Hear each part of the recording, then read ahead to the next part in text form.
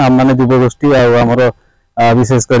Konark sports academy तरफ actually president अच्छी चंद्रशेखर राउतराय आम ये कोणार्क मेडिकल परिसर वृक्षरोपण कर बहुत खुशी लगुच आ धन्यवाद देवी सौम्यरंजन पट्टनायक जन्मदिन में आम समस्त ये एकाठी हो गच वृक्षरोपण कर मेडिकल कैंपस भावुँ आसंता पीढ़ी ये शिखु गच जो खाली जगह पड़ी से गच रोपण करूँ आम परिवेश सुरक्षा हो आ समस्त सुस्थ परिवेश बचले सुस्थ आम मस्तिष्क भल जिन समाज कर आम जानी बर्तमान जो वार्मिंग टॉपिक अच्छी ग्लोबल इश्यू चलती ग्लोबल वार्मिंग आम यहाँ कमे पार आउे भी धन्यवाद दूसरी आम जो संवादर प्रतिष्ठाता कनक न्यूज प्रतिष्ठाता सौम्यरंजन पट्टनायक सर को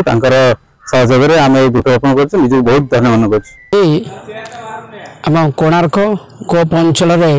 विभिन्न स्वेच्छासेवी संगठन तरफ एवं व्यक्तिगत भाव में